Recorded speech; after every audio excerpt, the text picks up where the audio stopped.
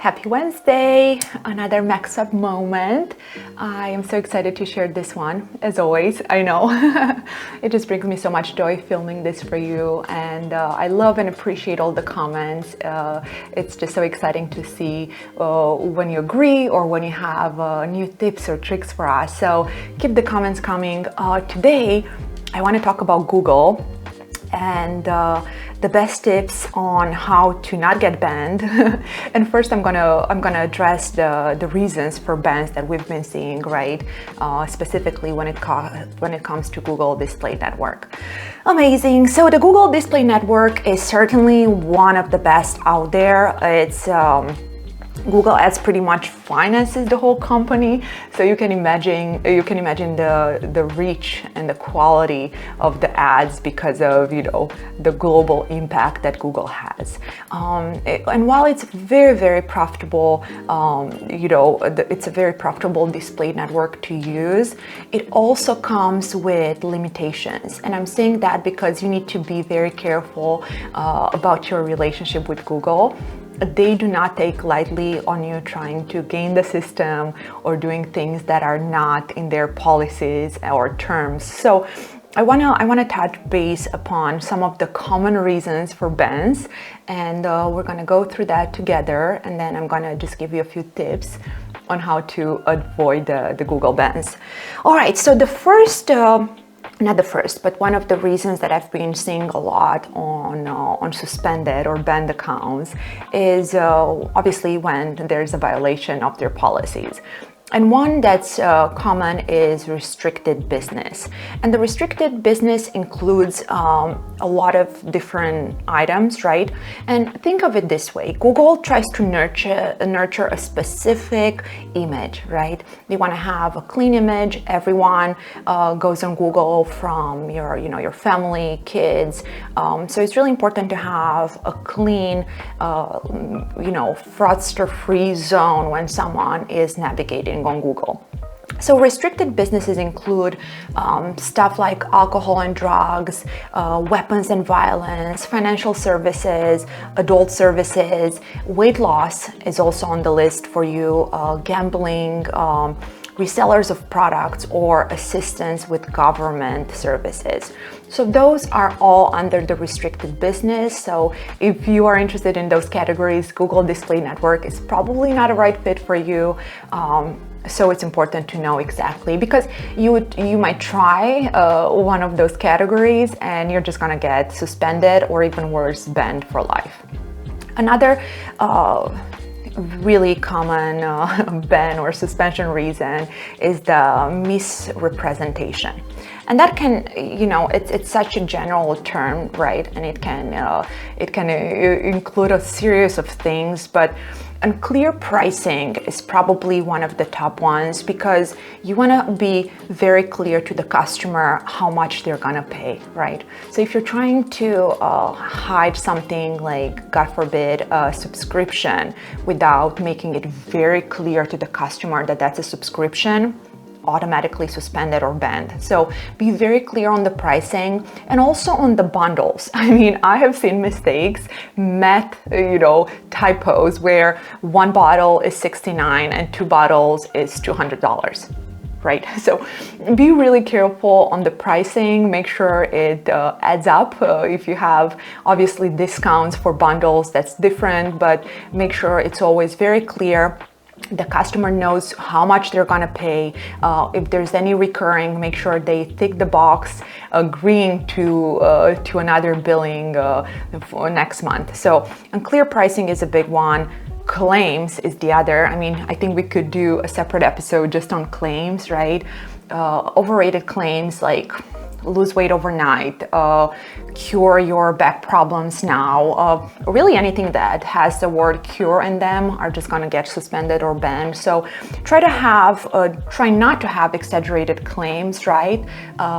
We are marketers. It's okay to advertise in an exciting way, but just stay away from outrageous claims. That's a really big one. Another misrepresentation problem comes from missing contact information about the seller, right? Because the way Google looks at this, if you are selling something, you want the customer to be able to reach the seller, right? So make sure you have really clear contact information, an email, address, a phone number, so they can contact you if they need anything. Amazing. And another really big one is the bad shipping and return policies. And what I mean by this is not just making it very clear on what your policies are, but also not having consistency within those. So I have seen some pages getting banned because they had 90-day return policy on top of the page, and then at the bottom of the page, the return policy was 60 days, right?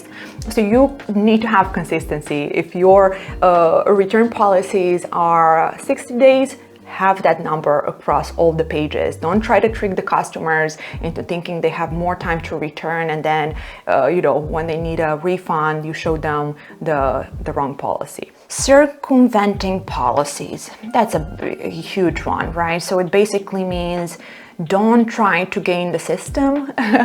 Google it's a mogul. They will know if you're trying to circumvent the policy. So keep it as clean as possible. Don't try to outsmart them. They have the best tech in the industry, so just don't do it. The other one is suspicious payment activity. And honestly, I mean, unless you try to scam the system yourself, they're not going to ban you, but they're definitely going to suspend you. And suspicious activity when it comes to payments can mean a lot of different things. It can be something as small as a mismatch on the billing address, so be super careful about that. It also means having the same card or billing address used on multiple accounts. So if you and your affiliate friend are going to use the same credit card on different Google accounts, it's probably going to result in a ban. So be super careful about that.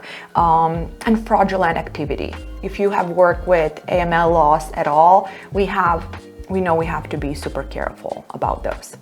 All right, so I touched upon some of the whys, right? But I want to tell you what you can do to avoid them and be on Google's good side. So ensure the page represents you. That's a big one. So you should always have an actual website around your landing page, right? And that website has to have a clean design. It has to look good. It should be fully fledged, have all the bells and whistles to make sure it has all the regular things that you would need on your business, really, to make sure you look legitimate as you are, right? So make sure you are including pages like privacy policy, terms, condition, contact. So that's super important. And make sure the page not just represents you, but it has all the bells and whistles to indicate you have such a legitimate business. And just avoid having complicated chatbots on your page. Those are never fun. And definitely include page navigation on each page of your website. Right, so ensure your page represents you and your website. The other big one here, it's don't click on your own ads. I know. Many people think that clicking on your own ads or telling your friends to click on your ads is not a big deal, but it really is. And Google always knows. They know exactly when a publisher clicks on their own ad, and they consider that an attempt to circumvent the system. Remember one of the reasons I was telling you about earlier about circumventing the system. So don't click on your own ads. It's definitely a policy violation. Another one is don't put images next to your ads, and they decided to disallow putting images next to AdSense a while ago. Honestly, the reasoning behind it is not very clear. But we just learned to do what they say. It makes everyone's lives easier. So just to be safe, just remove any images you have right next to your Google ads, and you're gonna be safe. Don't label your ads wrongly. If you think that labeling your ad with click here or try to hide them so it's not clear that's an ad, that's a really big violation, because it has to be very clear to the customer that they are clicking on an ad, right? The ads hosted on your page need to be recognized as ads. That's a really important one, and they need to be labeled accordingly. very important. Don't put AdSense on pages without content. So if you don't have time or you don't have a content creator, don't put your ads on pages with very little or not well thought content, because Google really does not like that. And just wait until your page is complete and put your ads up while you have really good content out there. Also, going back to the claims and the restricted pages I was telling you about earlier, don't put AdSense on pages that are prohibited.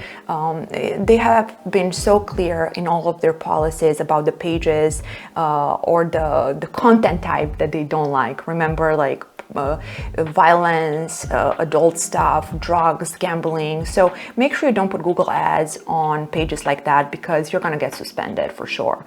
And another really big one, I know I could probably give you 101 reasons, right? I try to pick the main ones. The last but not least is don't create multiple ad accounts, right? You might think that having multiple ad accounts is gonna give you an upper hand and it's gonna make things easier for you to, to win in the long run. But if you try to fool the system through the usage of different names or emails, it's just gonna be considered fraudulent activity and are gonna get suspended or banned. So just try to stick to your personal and business account. It really works. Obviously, we have many accounts.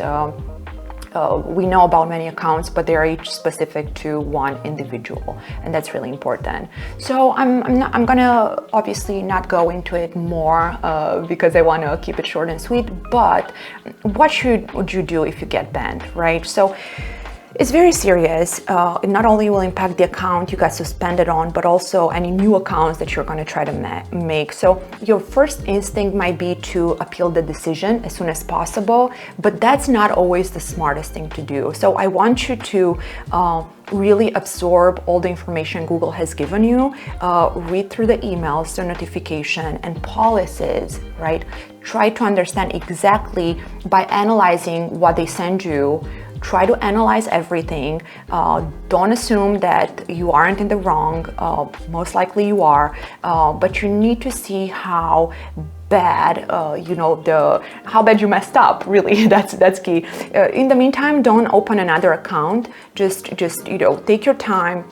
And after you decide to submit, after you reviewed all the information, consider carefully what you're going to write. So write a detailed appeal with reasoning and explanation. Remember, behind the computer is going to be a human, an advocate, someone at Google that is not your enemy. They're trying to help you, but they need to see that you're reasoning with them. You explain how you improved, how you changed the ads that were causing the ban. So, try to be as nice as possible, give them as many details as you can, and it is possible to get your Google account unsuspended or unbanned. So, final words, try to understand the policies very well before starting Google Ads, right? Because it's so much harder to get unsuspended once that happens. And we would love to help. If you have any other questions, drop them in the comments. We have worked with Google for a while now. We think they're awesome